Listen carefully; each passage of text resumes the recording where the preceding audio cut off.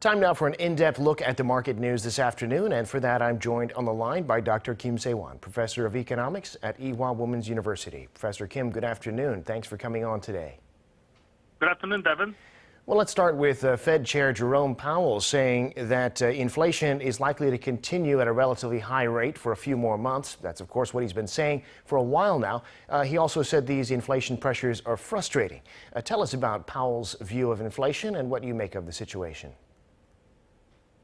From May of this year, U.S. inflation continues to rise over 3% level on year. U.S. Fed actually has expected that this high inflation will be discontinued soon, but it does not fade out over 5 months. On Wednesday's discussion with European Central Bank, Mr. Powell said that a recent spell of higher inflation might last longer than U.S. Fed had expected before. But he repeated his previous expectation that the price surge should eventually go away in the near future. It means that recent inflation is a consequence of supply constraint meeting very strong demand over reopening the economy. But thanks to this high inflation, the possibility of U.S. Fed interest rate hike became higher. Indeed, and on Wall Street, we've seen the biggest pullback in the market in quite some time. On Wednesday, though, there was a bit of a bounce back, especially in defensive shares, but tech shares on the Nasdaq were lower. What's the story in the global markets? Major stock indexes in the U.S. fluctuated during a choppy trading session on Wednesday, as bond yields appeared to stabilize before resuming their upward movement. The Dow Jones Industrial Average advanced by 0.3%, and the tech-heavy Nasdaq Composite slipped by 0.2% on Wednesday. A closely watched bond yield continued to rise. The yield on the benchmark 10-year U.S. Treasury note rose of a seventh straight days on Wednesday, climbing to 1.54%. All European markets gained between 0.8% to 1.1% as concerns on rapid U.S. Treasury rise weakens. Asian markets were mixed today between Nikkei's negative 0.3% return and Shanghai's 1% return. And right now, yeah, the futures are higher, probably in part because of lawmakers in Washington reaching a deal to avoid a government shutdown. But with some of those uncertainties easing, stocks here in Korea were higher today. We're coming off a couple of rough sessions. Today's gains led by chip makers, tech, and others. Tell us about the local market. Domestic markets have reversed last 2 days' huge losses today, but there are still strong concerns on lingering inflation uncertainties and higher U.S. Treasury yields. Kospi advanced by 0.3% and Kosdaq also advanced by 0.2% today.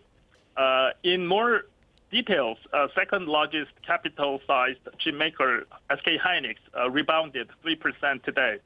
Internet portal Naver inched up by 0.3%, and the leading chemical firm LG Chemical also gained 1.2%.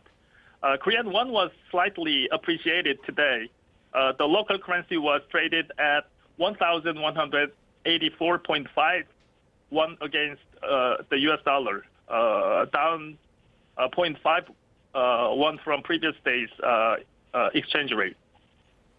And back to inflation for a minute, Professor. In Korea, we're running consistently above 2% now and above the BOK's target. We're hearing about possible increases in the cost of utilities like electricity, water, gas, and public transport, which would obviously represent more price inflation. What do you see happening with consumer prices? Recent hikes in the prices of electricity, milk, and possibly in gas and public transportation are likely to fuel inflation by the end of this year. Electricity prices rose recently for the first time in 8 years, and it looks like other public services will be raising their rates in the coming days, starting with gas. This would be the first hike since the government decreased gas price in July last year. consumer prices have been rising by more than 2% on year each month since April. In fact, Bank of Korea increased its inflation forecast from 1.8% to 2.1% last month. The OECD also raised its Korean inflation estimate up to 2.2%. So if this over 2% inflation trend goes on by the end of the year, this year's inflation would be highest since 2012, 2.2%. Well, speaking of consumers, another issue the government's trying to deal with is rising consumer debt. They said just today that there'll be new measures in October to limit borrowing. People have been taking out loans for all kinds of things, including to buy stocks. So if they can't do that as much, some say it would have an impact on the equity market. Tell us about that in your own view, Professor.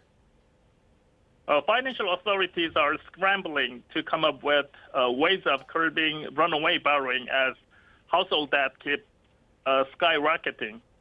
Particularly, they believe spiraling loans are mainly to blame for the stock market bubbles, since the main part is used to invest in stocks. Finally, on Wednesday, Financial Supervisory Service has made an official alarm on the stock investment financed by bank loan. In July, government decided to cap the amount of the loans per person in proportion with their income and gradually reduce the total debt by 2023. But that has angered borrowers in their 20s and 30s with relatively low wages because they are heavy investors in stock market.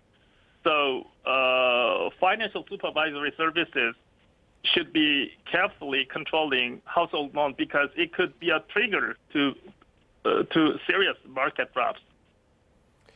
And at the same time, it could be a very difficult situation to unwind. We'll have to keep our eyes on that. Professor, thank you for sharing your insights with us today. As always, we appreciate it.